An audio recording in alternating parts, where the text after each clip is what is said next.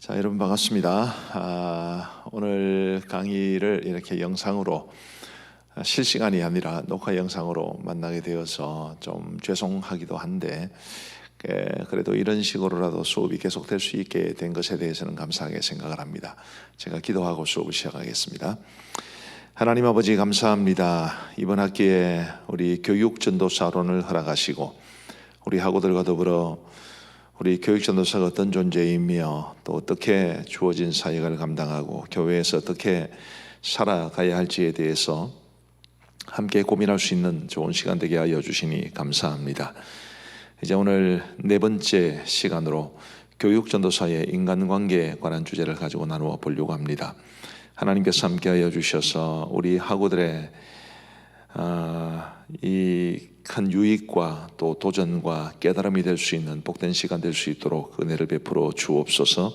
감사하옵고 예수님 이름으로 기도하옵나이다. 아멘. 저는 지금 이 강의를 수요일, 그러니까 이제 여러분들이 강의를 들으시는 시점으로부터는 하루 전에 촬영을 하고 있습니다. 지금 이제 미국에서는 무슨 일이 일어나고 있느냐면 유현진 선수가 뉴욕 양키스를 상대로 해서 이제 야구를 하고 있습니다. 야구 좋아하시는지 모르겠습니다. 이 유현진 선수가 최근에 굉장히 안 좋았어요. 그래서 평상시 류현진 선수의 방어율이 거의 2점대, 통산 메이저리그에서의 방어율도 3.0 정도밖에 안 되는데 3.0을 약간 모자라거나 혹은 넘거나 그런 정도가 되는데 최근에 너무 못 던져가지고 4점 얼마 정도까지 올라갔습니다. 우리 야구 안 좋아하시는 분들한테는 미안한 이야기입니다만은, 제가 말씀드리고자 하는 것은 뭐냐 하면 류현진 선수가 못 던지게 되면 욕을 얻어먹죠. 많은 국내 팬들도 비난을 하고 미국 사람들 말할 것도 없고요. 자, 그런데 제가 물어보고 싶은 것이 야구 선수 류현진 선수는 못하고 싶어서 못하는 것일까요? 아니죠. 잘하고 싶어요. 잘하고 싶은데 안 되는 겁니다. 근데 잘하고 싶지만 안 될 때도 욕은 먹게 돼 있어요. 맞습니까? 그렇죠? 그게 왜 그렇다고 생각을 하세요? 류현진이 일단 많은 돈을 받고 있는 프로야구 선수이기 때문입니다. 미국 메이저리그 선수. 그 돈값에 어울리는 활약을 해야 되지요. 또 류현진 선수가 가지고 있는 명성, 그러니까 유명세도 이제 거기에 한몫합니다. 못하는 선수가 못하면, 이름이 별로 나지 않는 선수가 못하면 그거는 사람들이 그렇게 비난하지 않아요. 그러나 류현진 선수는 어쨌든 우리나라 야구 선수들을 대표해서 미국 메이저리그에서 뛰고 있는 선수이기 때문에 굉장히 유명하고 인기를 많이 얻고 있습니다. 근데 그런 유명세와 인기가 또한 그가 못하면 욕을 먹게 하죠. 다시 한번 이야기합니다. 잘하고 싶어요. 못하고 싶은 선수는 아무도 없습니다. 잘하고 싶지만 못해도 욕을 얻어먹습니다. 리더의 자리에 있는 게 그렇습니다. 자, 우리 교육전도사님들 계신데 혹시 장년들을 대상으로 설교를 해보신 경험이 있을지 모르겠습니다만은 잘하고 싶으시죠? 잘하고 싶어도 못할 수도 있어요. 그런데 어쨌든 공예배 때 설교를 맡겨주었다면 잘해야 되지 않습니까? 자, 전도사 때는 그래도 괜찮아요. 전도사 때 설교를 못하는 것은 그래도 누구라도 이해를 해주지만, 자, 부목사가 되었습니다.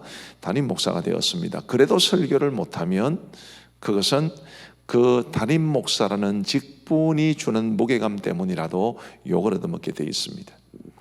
이게 리더라는 직분, 자리가 가지고 있는 무게감이에요. 굉장히 무겁습니다. 저희 집사람이 이제 이렇게 비유적으로 이야기를 하던데 저한테 이렇게 이야기했어요. 여보, 20대나 30대 젊은 세대기 김장을 못 담그는 것은 다 이해를 하고 넘어가지만 50대, 60대가 되었는데도 김장 못하면 욕을 얻어먹겠지요. 그런 이야기 저한테 했어요. 비슷하지 않습니까? 맞는 말이에요. 그러니 우리 교육전도사님들이 지금 현재 못하는 것, 그것도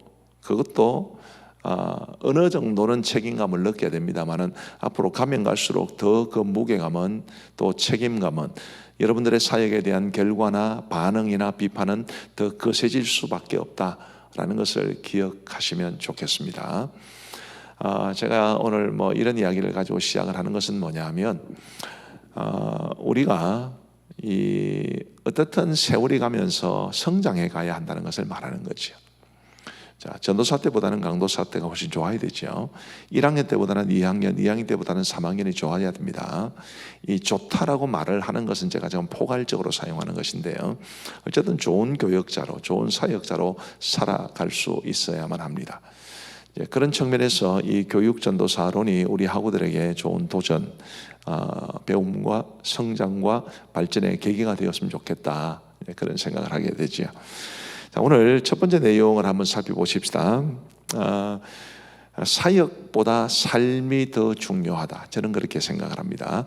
우리 마태복음 7장 21절부터 23절까지를 보면요, 제가 우리 신학교에서 이 목회학 중에서도 3분의 1 정도를 가르쳤고, 또 목회 리더십도 가르쳤고, 또 소그룹에 대해서도 가르치고, 그래서 우리 학우들 중에 제 수업을 들은 학우들이 들어있을 텐데, 이 마태복음 7장 21절부터 23절은 제가 어디든지 인용을 하는 아주 중요한 구절입니다.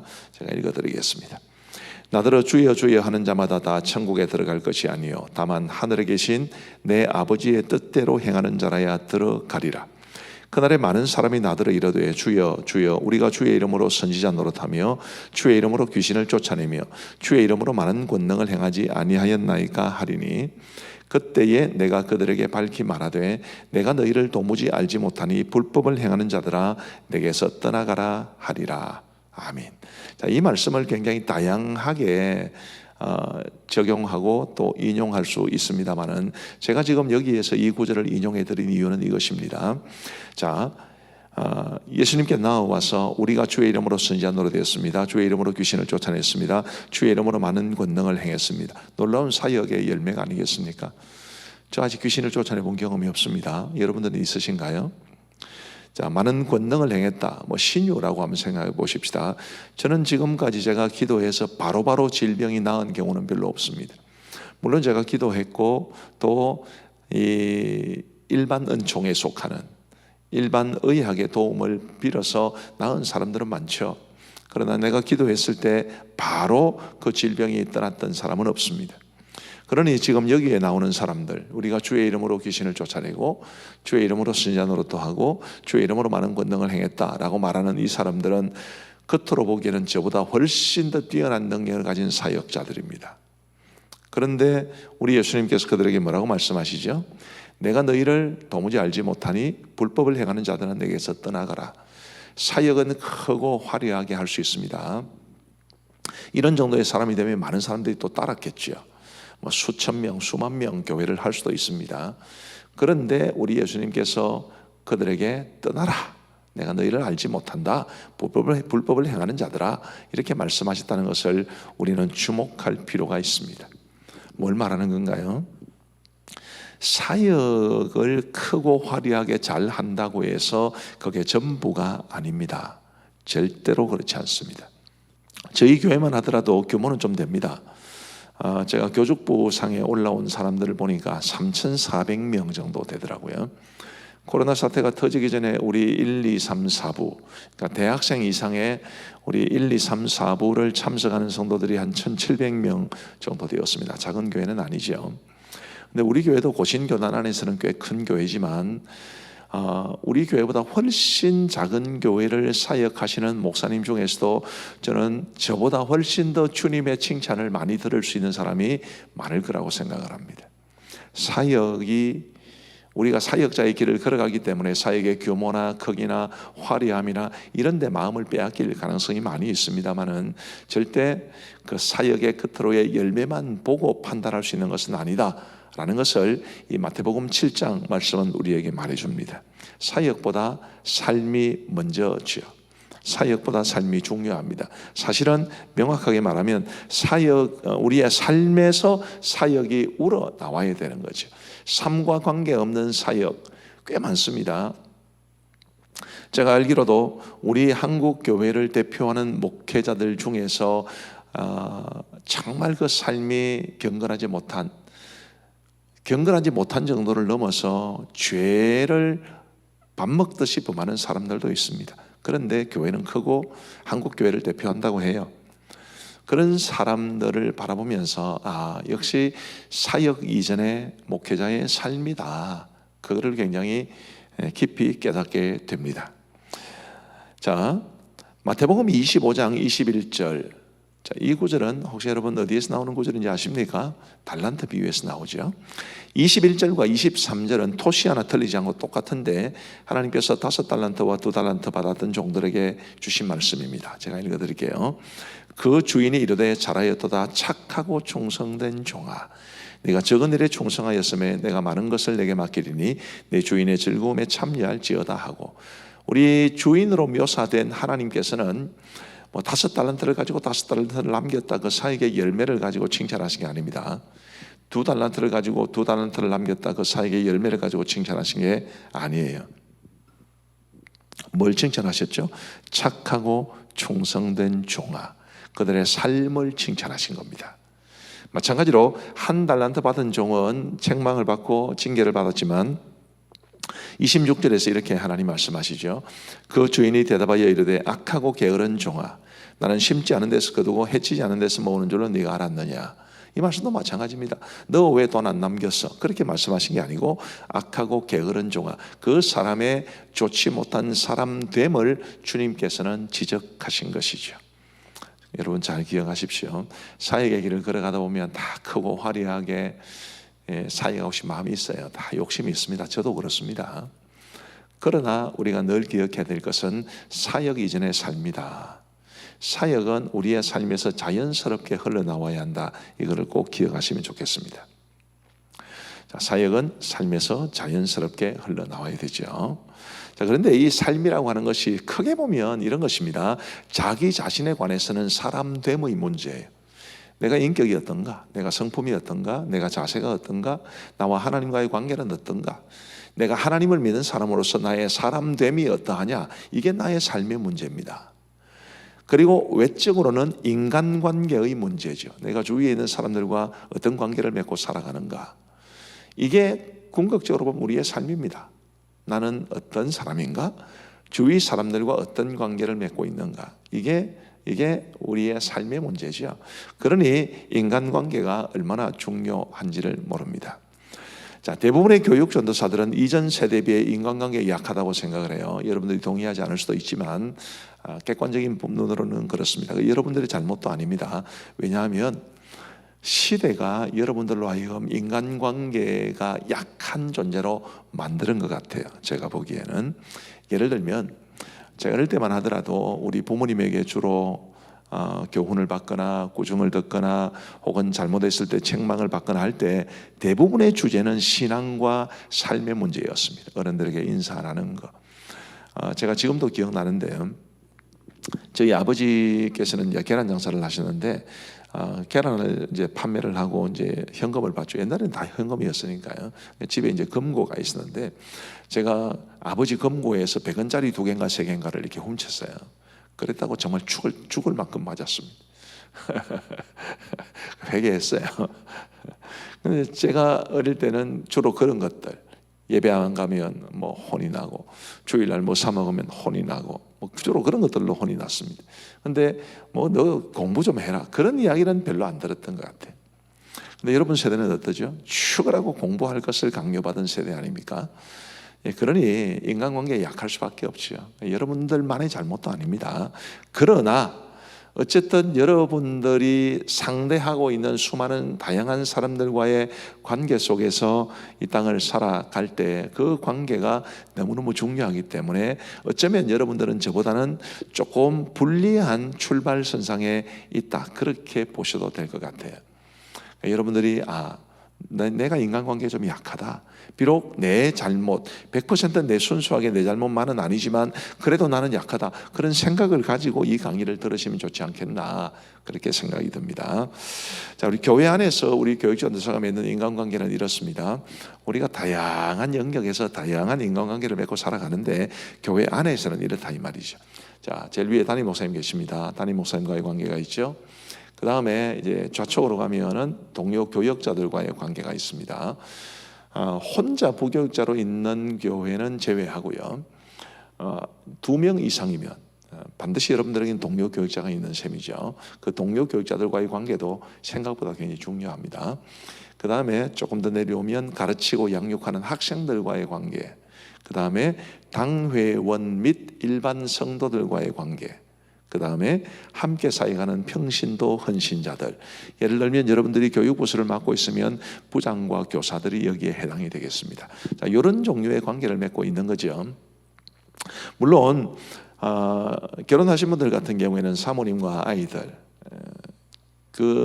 순수하게 그냥 교회를 떠나서 가족관계 이렇게만은 볼 수는 없습니다. 가족관계와 교회관계는 얽혀 있죠. 그런 경우에는. 그래도 그런 경우 조금 빼놨습니다. 다음에 가족에 대한 강조를 할 때가 있을 겁니다. 어쨌든 이런 5가지의 관계가 여러분들이 주로 교회 안에서 맺고 있는 인간관계다, 그렇게 생각하시면 될 텐데, 이 인간관계가 풍성할 때와 그렇지 못할 때 한번 어떤 결과가 초래될지 잠시 한번 생각해 보시기를 바랍니다. 자, 담임 목사님과 관계가 되게 좋아요. 내가 목사님을 존경하고 목사님 나를 사랑해 줍니다. 그럼 교회 생활이 행복하겠습니까? 그렇죠. 근데 내가 담임 목사님이 좀 못마땅해요. 물론 목사님도 나를 굉장히 못마땅하게 생각합니다. 그러면 어떻게 되나요? 굉장히 힘들어요. 동료 교역자들과의 관계가 좋습니다. 그럴 때는 사역이 되게 재미있죠. 교육자실 함께 모여 있는 곳에 들어가는 게 즐겁고 재미있고. 그런데 사이가 안 좋으면 얼굴 보기가 얼마나 힘드는지, 같은 공간에서 숨 쉬는 것조차 싫어할 수도 있어요. 자, 함께 사역하는 평신도 헌신자들과의 관계도 마찬가지입니다. 부장과 관계가 좋아요. 교사들과의 관계가 좋습니다. 그러면 얼마나 사역이 풍성하겠습니까? 근데 부장과 교사들과의 사이가 별로 안 좋아요. 교육전도사가. 그러면 그 사역이 굉장히 힘이 들 수밖에 없습니다. 그런 측면에서 우리 이런 교육전도사의 인간관계는 사실은 사역을 어떻게 한다라는 것보다도 훨씬 더 실제적인 의미에서 여러분들에게 많은 영향을 끼칠 수 있는 요소이다, 그렇게 생각하시면 될 것 같습니다. 인간관계는 매우 중요한데요, 인간관계가 왜 중요한지에 대해서 먼저 몇 가지를 살펴보겠습니다. 저는 인간관계가 지금 내가 하나님의 사람답게 살고 있는지를 얼마나 잘 보여주는지를, 얼마나 좋은지를 말해주는 시금석과 같은 것 같아요. 그런 점에서 인간관계는 신앙생활의 본질에 속합니다. 자, 사람과의 관계가 성경에서는 굉장히 많이 강조되고 있죠. 여러분 나중에 한번 찾아보세요. 혹시 이렇게 인터넷을 통해서 갓피플이라든지, 혹은 저는 이제 그게 바이블 뭔데 하여튼 그런 이제 프로그램을 사용합니다. 근데 거기 가서 서로라는 이 말을 넣고 검색을 한번 해보면 정말 많은 말씀들이 뜹니다. 근데 서로라는 게 뭔가요? 사람들끼리 관계죠. 서로 사랑하라, 서로 용서하라, 서로 용납하라, 서로 섬겨라. 서로라는 말 굉장히 많이 나옵니다. 그래서 인간관계는 신앙생활의 본질에 속하는 거예요. 하나님께서 굉장히 중요하게 여기시는 것입니다. 뿐만 아니라 우리 하나님은 공동체를 굉장히 중시하시는데요, 공동체 안에서 관계 없이 말할 수 있나요? 관계 없이, 인간관계가 바르게 세워지지 않고서는 공동체는 세워질 수 없습니다. 그런데 공동체를 하나님이 얼마나 중시하시는지 여러분 보시겠습니까? 저는 사실은 성경이 전부 다 공동체에 대한 기록이라고 믿습니다. 구원받아서 하나님의 자녀가 되는 것은 개인적이에요. 내가 우리 어머니 믿음으로 구원받은 게 아니고, 우리 집사람 믿음으로 구원받은 게 아니고, 내가 내 믿음으로 구원받는 것입니다. 구원받는 것은 철저하게 개인적이지만 구원받은 이후에는 모든 것이 다 공동체적으로 이루어지고 있다, 그렇게 생각하시면 될 것 같습니다. 자, 그러면 하나님이 공동체를 얼마나 중시하시는지를 근거를 딱 2가지만 이야기하겠습니다. 자, 창세기 2장 18절에 이런 말씀이 있는데요. 여호와 하나님이 이르시되 사람이 혼자 사는 것이 좋지 아니하니 내가 그를 위하여 돕는 배필을 지으리라 하시니라. 자, 여러분 이게 창세기 몇 장에 나온다고요? 2장에 나옵니다. 창세기에 인간의 타락이 나오는 것은 3장에 나와요. 그러면 창세기 2장은 아직까지는 타락하지 않을 때였습니다. 하나님께서 만드신 천지 만물이 보시기에 좋았더라고 했잖아요. 좋았더라. 마지막에는 심히 좋았더라. 우리 경상도 말이 표준말이 되었으면 대빠이 좋았더라 이렇게 되지 않았을까 싶은데, 어쨌든 이 좋았더라 심히 좋았더라, 그 말의 여운이 마치기도 전에 좋지 않은 게 나온 것입니다. 뭐가 좋지 않아요? 사람이 혼자 사는 것이. 그래서 하나님께서 하와를 만드셔서 아담에게 주심으로써 가정이라는 공동체가 세워지게 된 거죠. 어떤 분은 사람의 창조가 창조의 완성이다 이렇게 말을 하는데, 저는 그 말은 틀렸다고 봅니다. 왜요? 아담을 창조하신 것으로는 부족한 게 있었다니까요. 분명히 말씀하십니다. 사람이 혼자 사는 것이 좋지 아니한 게 있는데 어떻게 완성일 수 있겠습니까? 공동체의 창조가 창조의 완성이에요. 동의가 되시나요? 하나님은 정말 우리에게 공동체적인 삶을 살아가기를 원하십니다. 이게 창조의 원리예요. 제가 좋아하는 존 오토버그라는 미국의 목사님이자 유명한 작가가 있는데, 그분은 이런 말씀을 하셨습니다. 우리 사람의 영혼에는 하나님마저도 채울 수 없는, 오직 사람으로만 채워질 수 있는 공간이 있다. 하나님이 그 공간을 채울 수 없는 것은 하나님이 능력이 없어서가 아니라 하나님이 원래 사람을 그런 존재로 만드셨기 때문이다.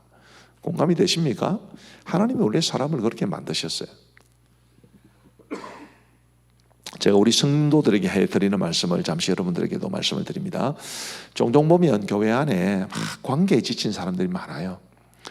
나는 열심히 해줬는데 배신을 당하거나, 혹은 나와 관계된 소문이 교회에 내 의사와는 관계없이 퍼져나가거나, 그렇게 관계 때문에 상처를 받은 사람들이 되게 많더라고요. 그런 분들이 교회에서 조용히 있기를 원하십니다. 우리 교회가 규모가 좀 큰 교회라고 말씀을 드렸는데, 우리 교회는 그런 분들이 꽤 많으세요. 다른 교회에서 오신 분들이 대부분 다 그런 분들입니다. 자, 그러면 이제 그런 분들에게 제가 묻습니다. 자, 다른 사람들에게 받은 상처를 극복하기 어려워서, 사람들과 함께 지내는 게 있어 어려워서, 그래서 사람들을 안 만나고 신앙생활 하려고 큰 교회에 오신 것 같은데, 그러면 사람들 아무도 안 만나려면 무인도감이 좋지 않겠냐고. 내 마음껏 하나님 찬양하고 주위에 긁어치는 사람 없고, 내 마음을 불편하게 하는 사람 없고, 기도할 때 기도하고 찬송할 때 찬송하고, 얼마나 좋겠냐고. 요즘 스마트폰도 좋은데 스마트폰 빵빵 와이파이 터지는 곳에 가서 설교 들을 만큼 듣고 그러면 좋으시겠냐고. 여러분 좋으시겠습니까? 사람은 그렇게 살아갈 수 있도록 지어진 존재가 아니에요. 하나님이 원래 우리를 그런 존재로 만들지를 않으신 겁니다. 그러니 창조의 원리에서부터 사람은 공동체적으로 살아가는 존재로 만들어졌다는 것을 우리는 알 수 있습니다. 여러분, 공동체가 진짜 중요해요. 자, 베드로서 2장 9절은 이렇게 말합니다. 이것은 이제 구원과 관계된 것인데, 우리 하나님께서 우리를 위하여 행하시는 가장 중요한 일은 창조와 구원입니다. 그죠? 근데 창조와 구원 사이에 하나를 더 넣으라면 이제 하나님의 섭리하시고 다스리심, 우리의 인류 역사의 출발인 창조, 우리의 개인의 삶의 완성인 구원, 그 사이에 하나님의 섭리하심과 보호하심이 있죠. 근데 일단 요거는 빼고 창조와 구원, 이 두 가지 중에서 창조의 원리를 제가 방금 말씀을 드렸고요, 구원의 원리에도 이제 우리 하나님의 공동체를 향한 꿈이 드러납니다. 베드로전서 2장 9절을 제가 읽어드릴게요. 그러나 너희는 택하신 족속이요 왕같은 제사장들이요 거룩한 나라요 그의 소유가 된 백성이니 이는 너희를 어두운 데서 불러내어 그의 기이한 빛에 들어가게 하시니에 아름다운 덕을 선포하게 하려 하심이라. 아멘. 자, 우리가 구원받았기 때문에 택하신 족속이 되었고 왕같은 제사장들이 되었고 거룩한 나라요 그의 소유가 된 백성이 되었습니다. 근데 여러분 잘 생각해 보십시오. 한 사람을 가지고 족속이라고 그러나요? 한 사람을 가지고는 족속이라고 하지 않습니다. 한 사람을 가지고 나라라고 말할 수 있나요? 어디 보니까 해외 토픽에 1인 나라 이런 나라가 있기는 합니다. 보편적으로는 한 사람을 가지고 나라라고 말하지 않죠. 한 사람을 가지고 백성이라고 말하나요? 그렇지 않죠, 그죠? 족속이나 나라나 백성 이런 개념들은 이제 비록 이게 단수로 쓰일지라도 그 의미상 복수입니다. 이게 뭐 이런 걸 뜻하는 영어 문법에 용어가 있었던 것 같은데, 집합명사. 단수로 쓰이지만 개념은 복수인 그런 단어가 있죠. 족속이나 나라나 백성은 그런 단어들이에요. 유일하게 혼자 할 수 있는 게 있습니다. 제사장은 혼자 할 수 있어요. 제가 제인호 아닙니까? 제가 우리 성도들에게 농담 삼아 내가 사업에서 사장 되면 내가 제사장입니다, 뭐 그렇게 이야기하는데, 제사장 혼자 할 수 있어요. 근데 잘 보십시오. 명백하게 들이라고 복수형 의미를 딱 붙여놨습니다. 왕 같은 제사장들이요. 너는 택한 족속이요 왕 같은 제사장이며 하는 축복성이 있지 않습니까? 거기 보면 들을 뺐어요. 그래서 역시 곡을 만드시는 분들이 이런 신학적인 이런 부분들은 조금 간과하셨다 그런 느낌을 받습니다만은 뭐 그거야 뭐 음악이니까 또 양해해 줄 수 있죠. 근데 어쨌든 제사장들 분명히 복수입니다. 그러니 족속, 제사장들, 나라, 백성 다 공동체를 뜻합니다. 내 혼자 하는 게 아니에요. 우리가 내 믿음으로 구원받는 것이지만 구원받은 이후에는 하나님의 백성들의 공동체 속으로 우리가 부름받았다는 것을 말해주는 것입니다. 그러니 공동체가 얼마나 중요해요. 정말로 공동체는 중요합니다. 그런데 그 공동체는 말 그대로 하나 되어야 되죠. 하나 되지 못하는 걸 뭐는 공동체라고 그럽니까? 공동체는 하나 되어야 해요. 하나 되기 위해서는 건강하고 풍성한 인간관계가 절대적으로 필요합니다. 그래서 에베소서 4장 1절부터 3절은 이렇게 말하죠. 그러므로 주 안에서 갇힌 내가 너희를 권하노니 너희가 부르심을 받은 일에 합당하게 행하여 모든 겸손과 온유로 하고 오래 참음으로 사랑 가운데 스스로 용납하고 평안에 매는 줄로 성령이 하나 되게 하신 것을 힘써 지키라. 아멘. 자, 이렇게 말을 하는데요. 1절에 하반절을 한번 보세요. 너희가 부르심을 받은 일에 합당하게 행하여. 우리가 하나님의 부르심을 받았습니다. 이게 구원받은 거예요. 그러니까 우리가 부르심을 받은 일에 합당하게 행해야 되는데 그 합당하게 행하는 것이 뭐냐면 2절 3절입니다. 모든 겸손, 온유, 오래 참음, 사랑 가운데 서로 용납하는 것, 평안에 매는 줄로 성령이 하나 되게 하신 것을 힘써 지키는, 다 관계잖아요. 그렇죠? 사람들 앞에 겸손하고 온유하고 오래 참고 사랑하고 또 서로 용납하고 평안을 이루어가고 성령이 하나 되게 하신 것을 힘써 지키고, 다 공동체입니다. 공동체적인 관계를 강조하는 거예요. 그런데 그게 너희가 부르심을 받은 일에 합당하게 행하는 것입니다. 많은 사람들이 이 부분을 잘 모르시는 것 같아요. 종종 이런 말을 듣습니다. 저 사람은 믿음은 좋은데 사람들과의 관계가 별로야. 아니요, 그런 사람은 믿음이 별로인 거예요. 사람들과의 관계가 믿음의 핵심입니다. 하나님과의 관계가 너무너무 중요하고 그것보다 더 중요할 수는 없지만 사람들과의 관계도 굉장히 중요하다는 것을 저는 강조하고 싶어요. 우리 젊은 교육전도사님들이 관계가 약하다, 사람들 마음에 불편함을 끼친다, 미안하지만 여러분들의 신앙은 약한 것입니다. 문제가 있는 것입니다. 개발돼 가야 돼요. 성장해 가야 돼요. 그래서 좋은 인간관계 속에 살아가야 합니다. 그래서 이 인간관계라고 하는 것은 믿음에 있어서 본질적인 것이다. 내가 얼마나 하나님의 사람답게 잘 살아가고 있는지를 보여주는 시금석이다. 그렇게 생각을 하시고 인간관계를 생각해 보시기를 바랍니다. 자, 그 다음으로 강조를 하고 싶은 것은 인간관계가 리더십을 강화하는 거예요. 목회 리더십을 들었던 학생들은 이 이야기를 들으셨겠습니다만은 저는 이 리더십에 대한 정의 가운데 오스왈드 샌더스가 내린 이 정의를 굉장히 중요합니다. 리더십은 영향력이다. 제가 이게 조금 아쉬워서 저기에 이제 괄호로 선한이라는 말을 제가 넣은 겁니다. 리더십은 선한 영향력입니다. 그게 리더십이에요. 근데 여러분, 사람들과 좋은 관계를 맺지 않고 리더십을 행사할 수 있나요? 사람들과 좋은 관계를 맺지 않고 선한 영향을 끼칠 수 있나요? 관계를 맺지 못하면 리더십이라고 하는 것은 그냥 강제적으로 뭔가를 요구하는 것일 뿐입니다. 조금 이따가 이 군대 이야기를 한 번 더 하게 되겠습니다만, 우리 남자 학우들 같은 경우에 군대 다녀온 분들 많을 건데, 위에 상관이 뭘 시키면 해야 되죠. 그런데 그것을 가지고 리더십이라고 말하지 않습니다. 이 지위가 높으신 분이, 계급이 높으신 분이 나에게 명령하기 때문에 내가 복종하는 것일 뿐이지, 그거를 가지고 선한 영향력 이렇게 말하지는 않죠. 리더십은 선한 영향력입니다. 그래서 좋은 영향을 끼치고, 그리고 그 영향력 아래 살아갈 수 있어야 하려면 좋은 관계는 필수적이에요. 자, 존 맥스웰이라는 분은 리더십의 레벨을 이렇게 소개를 했습니다. 이것도 역시 목회 리더십을 배운 학생들은 아마 기억이 날 겁니다. 자, 제일 밑에 레벨, 우리 아주 속된 말로 핫바리 레벨이 뭐냐면 지위에 따른 리더십입니다. 이 지위에 따른 리더십은 사람들은 의무감 때문에 당신을 따른다 이렇게 돼 있어요.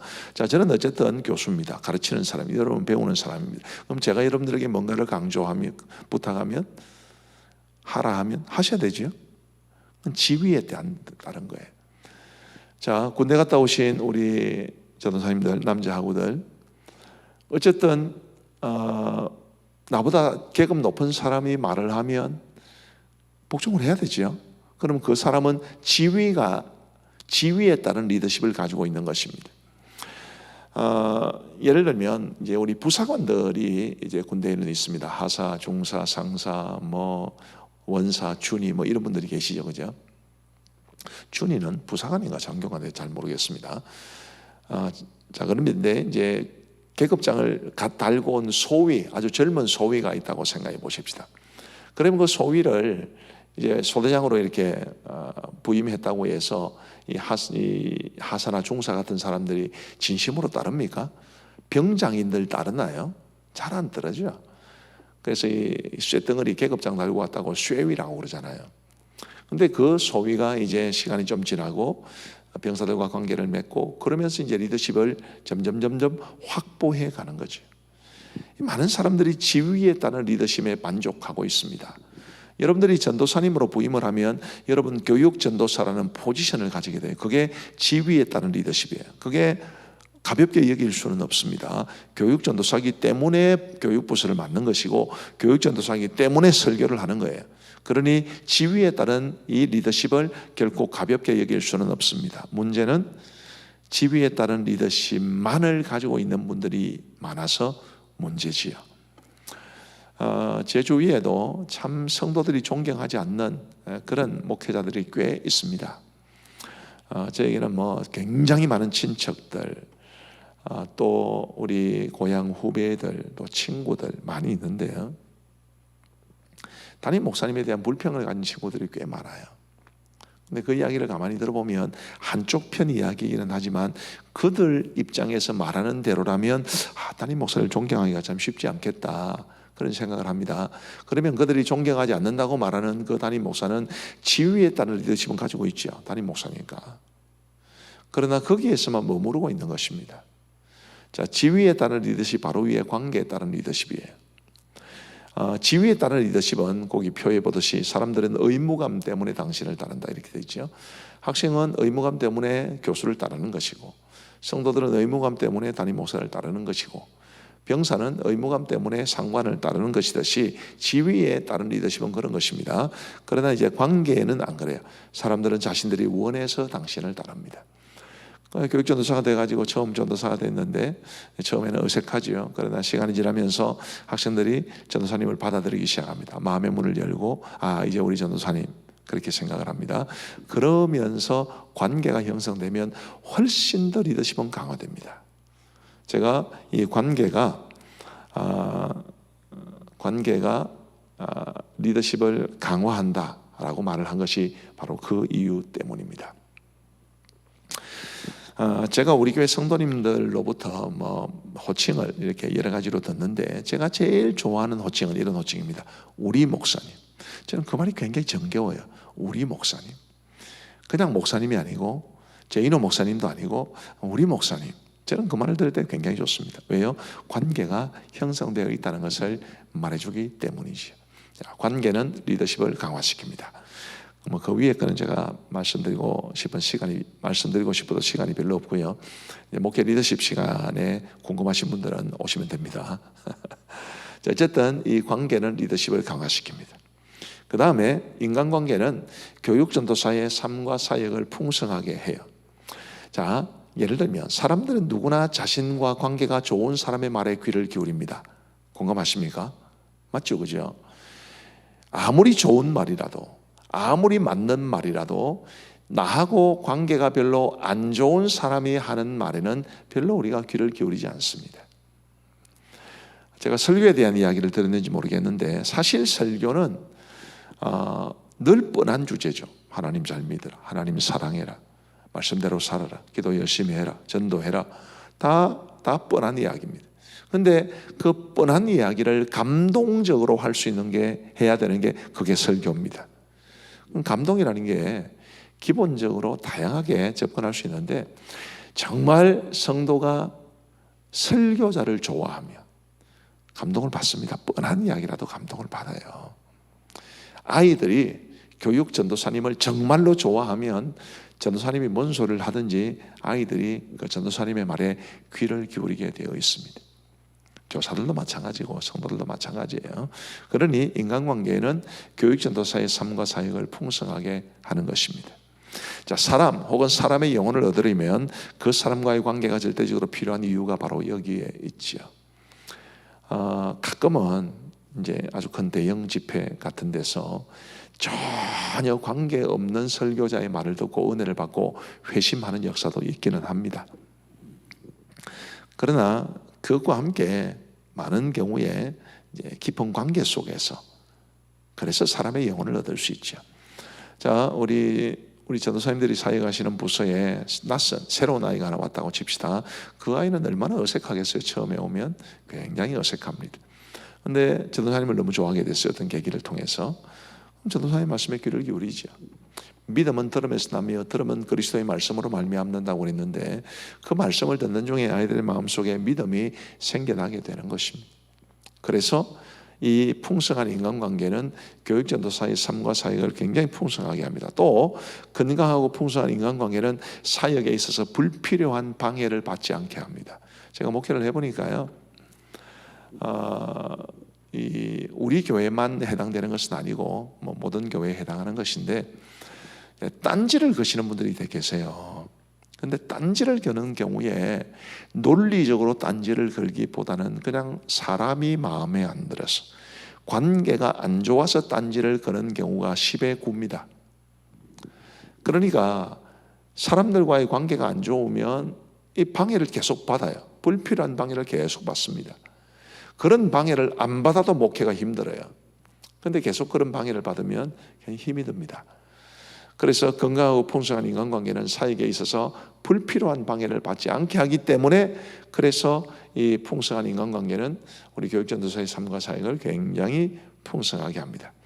또 사람들과 좋은 관계를 맺으면 사역을 협력하는 이들이 많아지게 되고요. 협력의 정도도 더 강화되지요. 제 개인적인 이야기를 좀 드리겠습니다. 제가 이제 93년도에 전도사 사역을 처음 시작을 했고 그때는 총각이었어요. 26살 때 시작을 했는데 그리고 3학년 되던 1995년 10월에 저는 결혼을 했습니다. 제가 결혼식 할 때 결혼 장소는 본당이었고요. 교회였고요. 그때 저는 돈이 너무 없었어요. 왜냐하면 저희 부모님이 제가 결혼하기 1년 전에 그 장에서 이제 계란 장사를 하시다가 부도가 났습니다. 뱅크럽트가 생겨가지고 너무 어려웠어요.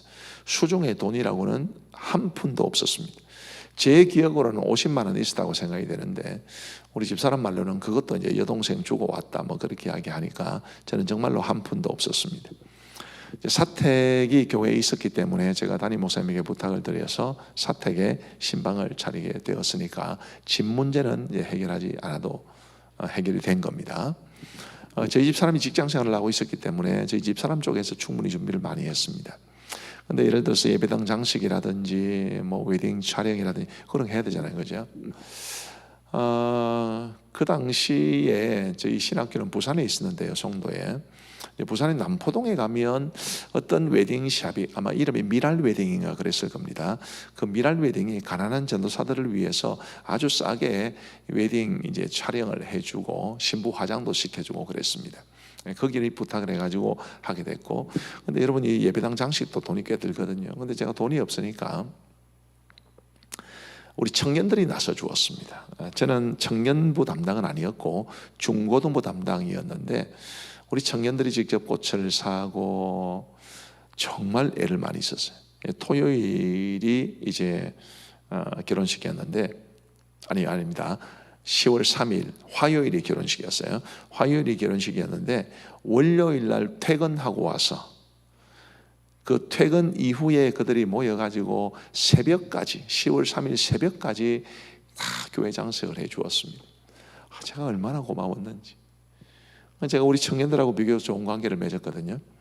그 당시에 이제 저는 중고등부 사역자였는데 다 작은 교회들은 크게 친인척으로 연결되어 있고 늘 청년들을 보고 있으니까요. 우리 청년들이 이제 저를 좀 졸라가지고 저희 교회가 부산의 연산동에 있었는데 해운대하고 얼마 안 멀었습니다. 그래서 교회 봉고차를 가지고 해운대에 자주 놀러 가기도 하고 또 제가 교회 찬양 사역을 할 때 반주를 해주기도 하고 이런 굉장히 협력 관계가 좋았습니다. 그런 모습을 이제 그런 관계 속에 있었기 때문에 우리 청년들이 기꺼이 저를 위해서 그런 수고를 하지 않았나 싶은 생각이 드는데요.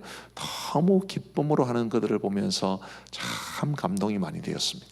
근데 지금도 마찬가지인데요. 성도들과 사이가 좋으면 성도들이 기꺼이 목사를 위해서 헌신하려고 합니다. 그리고 그 협력의 정도도 굉장히 강합니다. 누가 시켜서가 아니라 정말 자발적인 마음으로 그렇게 하게 되지요. 그런 측면에서 인간관계를 풍성하고 또 좋게 만들어가면 우리 사역자들의 삶이 얼마나 풍성하고 우리 사역자의 사역이 얼마나 풍성한지 모르죠. 자, 여기까지가 인간관계의 중요성입니다. 자, 이제 다음으로 인간관계 특징에 대해서 한번 생각해 보시죠. 저와 여러분들이 좋은 인간관계를 맺고 살아가고 또 사역을 감당해야 되는데 인간관계의 특징을 아셔야 이 좋은 인간관계를 맺을 수 있습니다. 먼저 말씀드리고 싶은 것은 인간관계가 목표가 되어서는 안 됩니다. 자, 무슨 뜻일까요? 적어도 내 사람 만들기 위해서 노력해서는 안 된다 이 말이죠. 제가 이런 분을 알고 있습니다. 이제 그 교회에서 정말 청년부 사역을 잘했는데 이 청년부 사역을 겉으로는 잘했는데 사실은 속으로 들어가 보면 자기 사람을 만들고 있었던 거예요. 그분은 공공연하게 이런 말을 하고 다녔습니다. 우리 청년들은 내가 그분 지방에 있었는데요. 서울까지 뛰어갔다 와 라고 말을 해도 뛰어갔다 올 수 있는 청년들이라고. 그럼 예수님의 제자를 만든 겁니까? 자기 제자를 만든 겁니까? 자기 제자를 만든 거지. 근데 그런 식으로 청년들과 관계를 맺고 나서 청년들을 얼마나 잡스럽게 일을 부려먹는지 그 교회 함께 사역했던 분의 이야기를 들어보니까 심지어 음식물 쓰레기도 사모님이 안 버리고 청년들이 버리겠다 그러더라고. 사람을 이 관계를 잘 맺어서 자기 사람으로 만드는 것은 아주 안 좋습니다. 아주 악한 일이에요. 이기적인 목적을 위해 인간관계를 사용하지 말아야 되는데 이 인간관계가 목표가 되면 사람을 얻는 것 그것 자체로 목적이 되면 이런 이기적인 목적을 위해서 인간관계를 사용할 수 있습니다. 그런 분들이 많으세요. 제가 지금까지 거쳐왔던 교회에서 부교육자 생활을 할 때 이제 많은 선배, 동료, 그다음에 후배 이렇게 만났는데 이제 청년부를 만든 분한테서 이런 이야기를 들었습니다. 청년부를 만든 게 왜 좋냐? 이 친구들은 딱 사회에서 지금 직장을 가지고 있는 친구들이 많기 때문에 내가 써먹기 너무 편하다. 예를 들면 큰 회사에 다니는 친구들한테는 이렇게 숙박권 같은 것도 이제 제공되는 경우도 있고, 예를 들면 대기업 같은 프로야구 구단을 가지고 있는 혹은 프로농구 구단을 가지고 있는 그런 회사 같은 경우에는 입장권도 나올 수 있고 그런 거 얻는 게 너무 좋다. 그건 너무 이기적이지 않나요? 그렇게 사람과의 관계 자체를 목표로 삼고 뭔가 이렇게 이용해 먹으려는 그런 악한 의도가 있는 경우가 많습니다. 절대로 그렇게 되어서는 안 되고 다 하나님께서 아십니다. 절대로 그렇게 되면 안 돼요. 인간관계의 목표는 사람과 공동체여야 합니다. 지금 내가 인간관계를 맺어야 될 대상이 되는 그 사람의 영혼을 얻고 그가 하나님 앞에 바르게 서야 되고 그가 하나님의 은혜를 받는 삶을 살아야 되고 사람에게 목표가 있어야 돼요. 뿐만 아니라 우리가 영적 공동체 안에서 이제 관계를 맺어가야 되기 때문에 우리의 공동체가 하나님이 기뻐하시는 공동체답게 세워지는 그게 우리의 인간관계의 목표여야 합니다. 결국 사람을 하나님의 사람답게 세우고 공동체를 영적 공동체답게 세우는 것이 우리의 인간관계의 목표여야 합니다. 마태복음 5장 9절은 이렇게 말합니다. 화평하게 하는 자는 복이 있나니 그들이 하나님의 아들이라 일컬음을 받을 것이며. 굉장히 중요한. 자, 화평하게 하는 자는 복이 있나니 그들이 하나님의 아들이라 일컬음을 받을 것이며. 하나님의 아들이라 일컬음을 받는다. 인정해주는, 누구든지 인정해주는 하나님의 아들답게 살아가는 것을 말합니다. 근데 그게 뭐라고요? 화평하게 하는 것. 사람들 사이의 관계를 좋게 만들고 공동체를 아름답게 세워가는 그런 사람을 하나님의 아들이라 일컬을 것이요, 하나님의 아들이라 일컬음을 받을 것이며, 그렇게 말씀하고 있는 것입니다. 다시, 인간관계의 목표는 뭐라고요? 인간관계 목표 그 자체가 목표가 되어서는 안 됩니다. 사람을 하나님의 사람답게, 공동체를 영적 공동체답게 세우는 것이 우리가 추구하는 인간관계의 목표여야 하지요. 자, 인간관계에서 가장 중요한 것이 뭡니까? 신뢰와 존중입니다. 내가 다른 사람으로부터 신뢰받는 사람이 되어야 돼요. 이 신뢰관계가 깨어지면 교육자 생활은 끝입니다. 아무리 설교를 잘해도 안 돼요. 신뢰받는, 그게 인간관계의 핵심입니다. 자, 상대방에 대해서는 존중입니다. 상대방을 존중하지 않고 인간관계를 맺기란 어려워요. 제가 아는 어떤 목사님 한 분은 부교육자들을 너무 좀 이렇게 막대하는 듯한 그런 느낌을 받습니다. 예를 들면 이제 우리 교회의 선임부 목사님이 강진욱 목사님인데, 그분은 자기 교회 선임부 목사를 부를 때 어이 진우가 이렇게 불러요. 성도들이 있는데도. 여러분들이 전도사지만 여러분들의 이름을 담임 목사님께서 막 부르시면 별로 안 좋을 것 같지요. 공교롭게도 우리 학생 중에 최진욱이라는 학생이 있는데 목사님께서 어이 진우가 이렇게 부르면 아마 기분이 안 좋으실 겁니다. 존중하지 않는 거지. 이 어투 혹은 말 자체는 굉장히 사람을 존중하느냐 그렇지 않느냐를 보여주는 바로미터가 되지요. 인간관계에서 존중하지 않는데 어떻게 풍성한 인간관계를 맺을 수 있겠습니까? 상대방을 존중해야 돼요. 그 상대방을 존중한다는 것은 예의를 갖추고 진정성 있게 사람을 대하는 것을 말합니다. 이기적인 목적으로 사람을 이용해 먹으려고 하는 것도 아니고, 막 대하는 것도 아니고, 비인격적으로 대하는 것도 아니고, 깊이 사람을 존중하면서 예의를 갖춰야 되고 진정성 있게 사람을 대해야 합니다. 이게 인간관계에 가장 중요합니다. 꼭 기억하십시오. 내 입장에서는 다른 사람에게 신뢰를 받는 것, 다른 사람에 대해서는 존중해주고 예의 있게 대해주는 것, 진정성 있게 사람을 대해주는 것입니다. 한번 여러분 생각해 보시죠. 여러분 교육전도사로서 존중받고 있나요? 여러분은 다른 사람을 정말 존중해주고 계십니까? 교회 안에서도 그렇고 학교에서도 그렇고. 교수와 학생들 사이에도 서로를 존중해줘야 되지. 서로를 존중하는 가운데 신뢰가 있어야 그 관계가 아름다운 관계라고 말할 수 있을 겁니다. 그래서 인간관계에서 아주 중요한 것은, 핵심은 나는 사람에게 존중받고 또 내가 사람을 나는 신뢰받고 나는 다른 사람을 존중해 주는 것이다. 그렇게 생각하시면 되겠습니다. 자, 그 다음에 말씀드리고 싶은 것은 인간관계는 배워야 되는 거예요. 절대로 자연스럽게 이루어지는 것이 아닙니다. 여러분, 제가 가만히 생각해 보니까요, 가만히 있어도 되는 게 있어요. 자, 근데 그 가만히 있어도 되는 것은 대부분 다 안 좋은 것들입니다. 혹시 여러분 논밭에 혹은 공원같이 잘 꾸며놓은 곳에 잡초 생기는 거 보셨죠? 잡초는 아무 노력하지 않아도 잘 자랍니다. 정말 잘 자랍니다. 그런데 공원을 예쁘게 꾸민다거나 아니면 농작물을 혹은 유실수를 심어서 가꾼다거나 할 때 이 돈 되는 것들은 얼마나 기르기가 어려운지. 그런데 잡초는 전혀 그렇지 않습니다. 아무 관심 두지 않아도 잡초는 잘 자랍니다. 자, 저는 체중을 좀 관리를 해야 되는 사람이에요. 왜 그러냐면 저는 당뇨의 위험성이 굉장히 높습니다. 우리 부모님이 두 분 다 당뇨가 있으시고 우리 형제들도 다 당뇨가 있어요. 그러니 굉장히 당뇨를 조심해야 되는데 이 당뇨에는 체중 관리가 아주 중요하지 않습니까?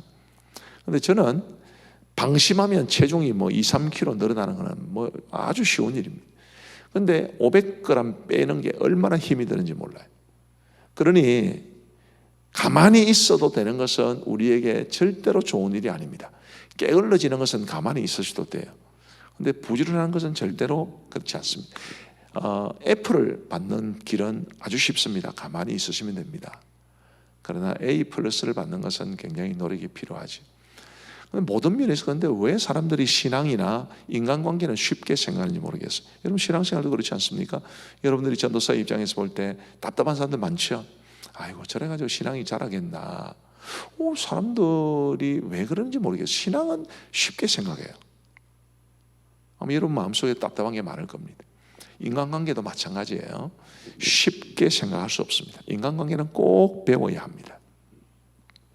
공동체가 중시하는 매너와 질서를 배우고 또 그것을 존중해 주어야 되죠.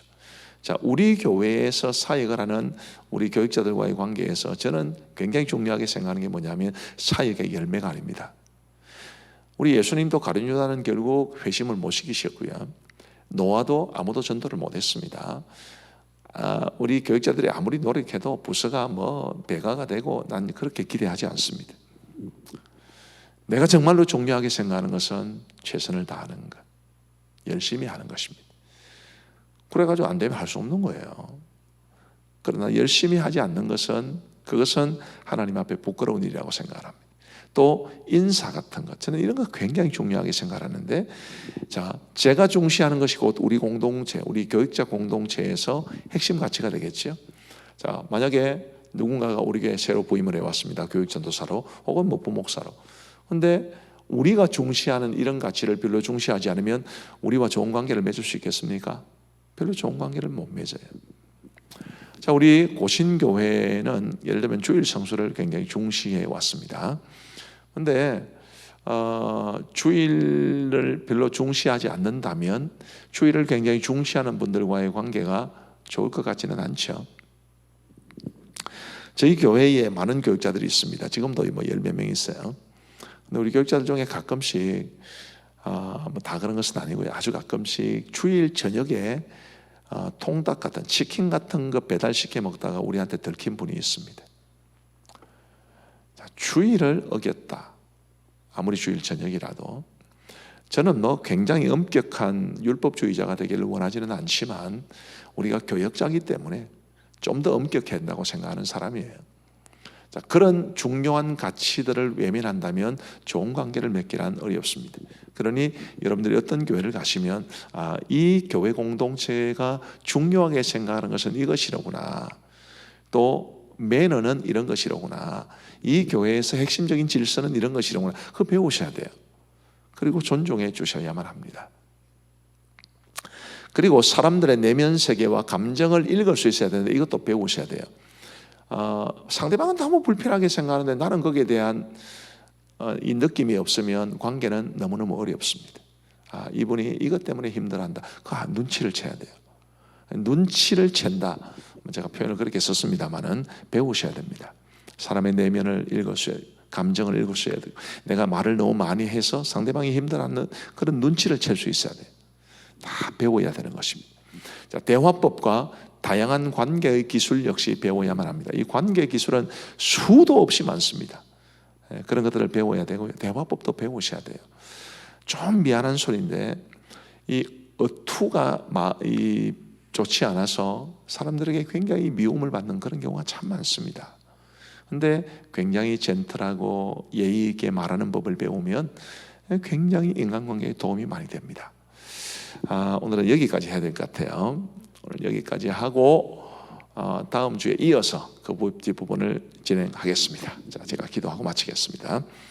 하나님 아버지 감사합니다. 오늘 우리 학우들과 더불어서 우리 교육전도사의 인간관계에 대한 이야기를 나누었습니다. 잔소리 같아 보일지 모르겠지만 참으로 제가 목회를 하면서 정말 중요하게 여겼던 이런 일들을 우리 학우들과 나누어 싸우니 우리 학우들에게 좋은 도전, 좋은 유익이 될 수 있도록 도와주시고, 여전히 코로나 상황이 심상치 않은데 우리 학우들이 있는 곳을 지켜주시고 건강과 가정과 교회를 돌보아 주옵소서. 감사하오며 예수님 이름으로 기도하옵나이다. 아멘. 감사합니다. 다음 주에 뵙겠습니다.